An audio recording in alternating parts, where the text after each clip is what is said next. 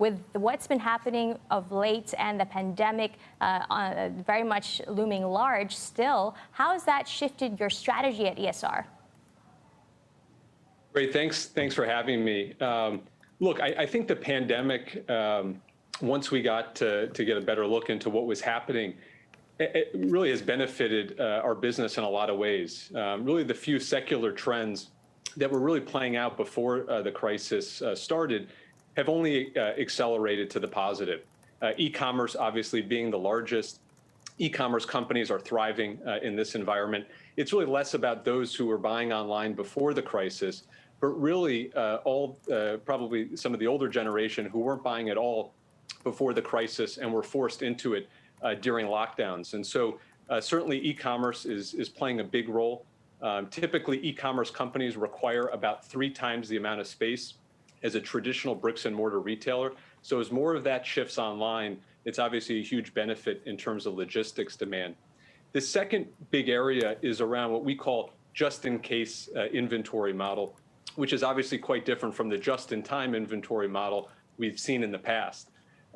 Some of our big manufacturing clients, FMCG clients, historically have held about 5 days of inventory.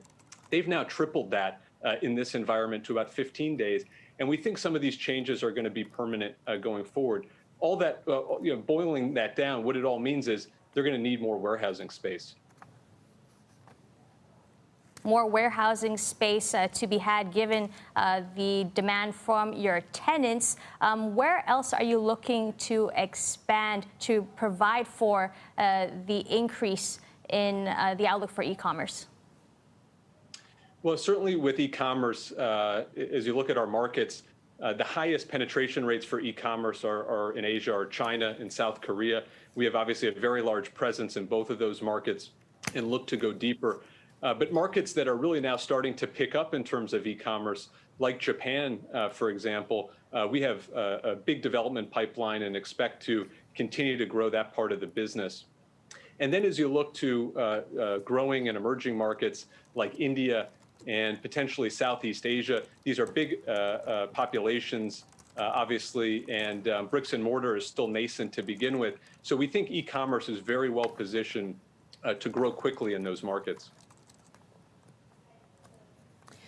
As we continue to live in a world that produces all kinds of geopolitical dislocations and tensions, Jeffrey, I'm wondering how much of this plays into your strategy and what level of disruption or difficulty of doing business you see arising from these issues.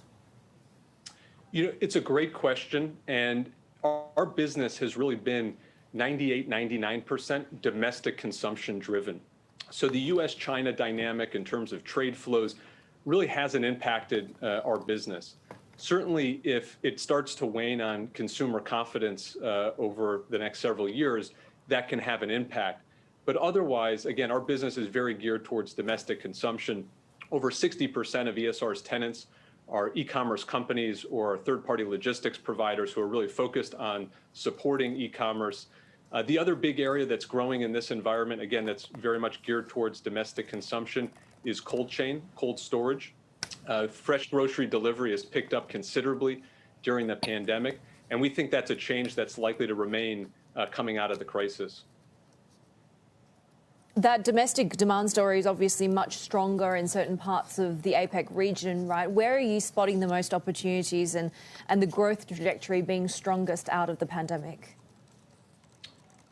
Yeah, so we're seeing really good opportunities really across what we call our big three, which is China, South Korea, and Japan. Again, as I mentioned, e-commerce is growing very, very quickly. And there's a shortage of warehousing space. I mean, there's still more warehousing space in the state of California in terms of modern warehousing space than in all of China today. So I think it gives you a pretty good indication. We're in the early innings of this story, and we really expect substantial growth here over the next several years. Looking at the way logistics properties are becoming hotter when it comes to demand, what kind of exposure are institutional investors attempting to gain here? Are you seeing an increase there? We're seeing a huge increase. The first half of the year was a record first half for ESR in terms of fundraising. We raised $2.4 billion across 5 different capital mandates. And what you're seeing from institutional global real estate investors is that historically, they've had only about 10% of their portfolios in logistics and industrial and about 25% in retail. And many of them now see logistics industrial as the new retail. And they're looking to really flip that exposure. So roughly, hopefully 25% in logistics and industrial and only probably 10% or less in retail. For that to be able to kind of swap in its position, that's about $200 billion of capital flows that'll need to go into the logistics and industrial space. And so I think what we're going to see is just increasingly more and more capital raised for logistics and industrial to support the growing demand of e-commerce and warehousing demand. And of course, your assets under management has been growing pretty rapidly compared to your peers. What is the right size in that respect for you? And sort of what is the strategy, I suppose, that you plan to go from here? No, it's a great point. You know, we've doubled our assets under management over the past 2 years, from roughly 13 billion to now roughly a bit over 26 billion. And again, we really see that continuing to grow at an accelerated pace, backed by, again, both the demand from our clients. We had a record leasing first half of the year as well. We leased nearly 1 million square meters.